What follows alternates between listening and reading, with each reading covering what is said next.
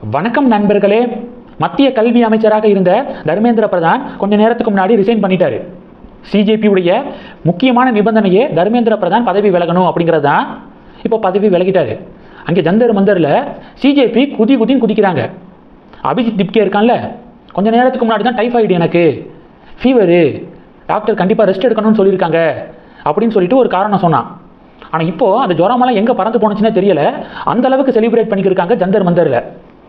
பெரிய வெற்றி எங்களுக்கு இது. ஆனால் போராட்டத்தை இதோட நாங்கள் நிப்பாட்ட மாட்டோம், இன்னும் 2 டிமாண்ட் இருக்குது அப்படின்னு சொல்லிட்டு காக்ரோச் ஜனதா பார்ட்டி இப்போ சொல்லியிருக்கானுங்க. அது என்ன 2 டிமாண்டு தெரியுமா? முதல் டிமாண்டு, 20ஆம் தேதி போராடியவர்கள் மீது டெல்லி போலீஸு தடியடி நடத்திட்டாங்க, அதனால டெல்லி போலீஸு மன்னிப்பு கேட்கணும், அப்பாலஜி கேட்கணும் அப்படிங்கிறது முதல் டிமாண்டா. 2வது டிமாண்ட் என்ன தெரியுமா? நீட் தேர்வை ரத்து பண்ணிட்டு மறுதேர்வு அப்படின்னு சொல்லிட்டு அறிவிச்சாங்களே, அப்போ இந்தியா முழுவதும் சில ஸ்டூடெண்ட்ஸு தற்கொலை பண்ணிக்கிட்டாங்க. அவங்களுக்கு காம்பன்சேஷன் 1 கோடி ரூபா ஒவ்வொரு ஃபேமிலிக்கும் வழங்கணும் சென்ட்ரல் கவர்மெண்ட் அப்படிங்கிறது 2வது டிமாண்டு. இந்த 2 டிமாண்டை காக்ரோச் ஜனதா பார்ட்டி முன் வச்சிருக்காங்க. இந்த 2ஐயும் நிறைவேற்றுங்க, நாங்கள் வந்து போராட்டத்தை நிப்பாட்டிக்கிறோம் அப்படின்னு சொல்லிட்டு அறிவிச்சிருக்காங்க. இப்போது தர்மேந்திர பிரதான் பதவி விலகினது தனிப்பட்ட வகையில் நான் எப்படி உணர்றேன் அப்படிங்கிறத ஃபஸ்ட்டு நான் சொல்லிடுறேன். தர்மேந்திர பிரதான் அவர்கள் மத்திய அமைச்சராக இருந்த காலகட்டத்தில் நிறைய பிரச்சனைகள் வந்திருக்கு. எஸ்எஸ்சி எக்ஸாம் பிரச்சனை வந்துச்சு, நீட் தேர்வு பிரச்சனை, இதெல்லாம் வந்தது உண்மைதான். அவர் இந்த சிஜேபி அப்படிங்கிறவனுங்க போராட்ட களத்துக்கு வரதுக்கு முன்னாடியே ராஜினாமா பண்ணுறேன் அப்படிங்கிற முடிவு எடுத்திருந்தா பிரச்சனை இல்லை, ஓகே. இன்ஃபேக்ட் சொல்லணும்னா தேசியவாதிகளே கேபினெட் ரீசப்பில் பிரதமர் மோடி உடனடியாக பண்ணணும், ஒழுங்காக பெர்ஃபார்ம் பண்ணாத, சுத்தமாக பெர்ஃபார்மே பண்ணாத அமைச்சர்களை கேபினெட்லேருந்து தூக்கணும் அப்படின்னு வலியுறுத்திக்கு இருந்தாங்க. அப்போது சிஜேபி வரதுக்கு முன்னாடியே இந்த முடிவை தர்மேந்திர பிரதான் எடுத்திருந்தா நோ ப்ராப்ளம். ஆனால் இந்த நேரத்தில் தர்மேந்திர பிரதான் பதவி விலகி இருக்கிறது, ராஜினாமா பண்ணியிருக்கிறது ஒரு தவறான முன்னுதாரணமாக போகிறதுக்கு வாய்ப்பு இருக்குது. இப்போவே அபிஜித் திப்கே சொல்ல ஆரம்பிச்சிட்டான், இதுதான் ஃபஸ்ட்டு விக்கெட்டு, இளைஞர்களே பார்த்துக்கோங்க, இது மாதிரி நாம் போராட்டம் செய்து யாரை வேணாலும் பதவியிலிருந்து தூக்க முடியும், யாரை வேணாலும் ரிசைன் பண்ண வைக்க முடியும் அப்படின்னு சொல்லிட்டு இப்போவே பேச ஆரம்பிச்சிட்டான். டெல்லியில் 30 நாள் 40 நாள் தொடர்ந்து நாம் போராட்டம் நடத்தினா எதிர்கட்சிகள் கண்ணை மூடிட்டு நமக்கு சப்போர்ட் பண்ணுவாங்க.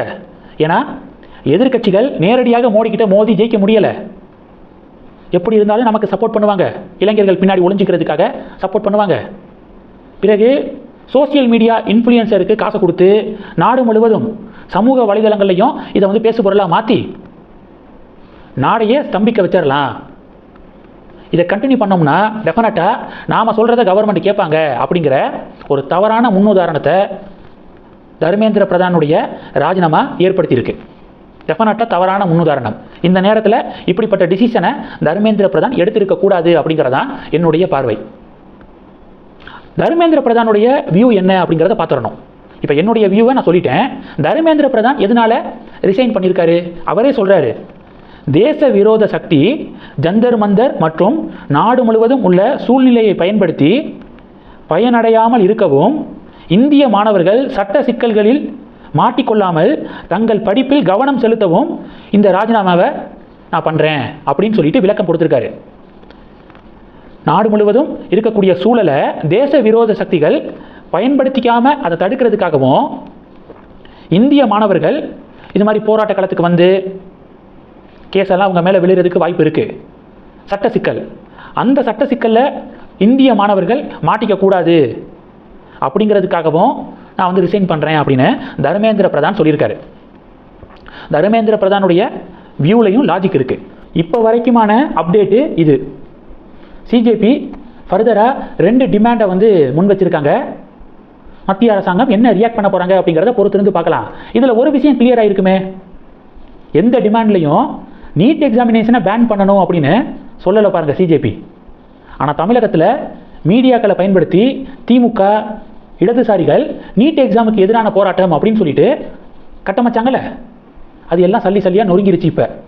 இப்போ என்ன சொல்கிறாங்க, டெல்லியில் சிஜேபி போராட்டத்தை வாபஸ் பெற்றாலும் கம்யூனிஸ்ட் ஆஃபீஸ் வளாகத்தில் நடக்கக்கூடிய ப்ரொட்டஸ்ட்டை நாங்கள் நிப்பாட்ட மாட்டோம், எங்களுக்கு நீட் தேர்வை பேன் பண்ணணும் அப்படிங்கிறதான் எங்களுடைய நோக்கம் அப்படின்னு சொல்லிட்டு இப்போ பேச ஆரம்பிச்சிருக்காங்க. நாங்கள் போராட்டத்தை கைவிட மாட்டோம் அப்படின்னு இங்கே தமிழகத்தில் இப்போ வந்து 100% உறுதியாயிருச்சு. கம்யூனிஸ்ட் ஆஃபீஸ் வளாகத்தில் கேம்பஸில் நடந்த ஒரு வார காலம் நடந்த ப்ரொட்டஸ்ட்டுக்கு பின்னணியில் டிஎம்கே தான் இருந்திருக்காங்க அப்படிங்கிறது இப்போ கன்ஃபார்ம் ஆயிருச்சு. நீட் எக்ஸாமையே பேன் பண்ணணும் அப்படின்னு தமிழகத்தில் நடக்கக்கூடிய போராட்டம் படுதோல்வியில் தான் போய் முடியும். இந்த செய்திகளை பற்றி உங்களுடைய பார்வைகளை மறக்காமல் கமெண்ட் பண்ணுங்கள். தொடர்ந்து கணக்கில் இருங்க. அடுத்தடுத்து நிறையா பதிவுகளை பார்க்க போகிறோம். நன்றி. ஜெய் ஹிந்த்.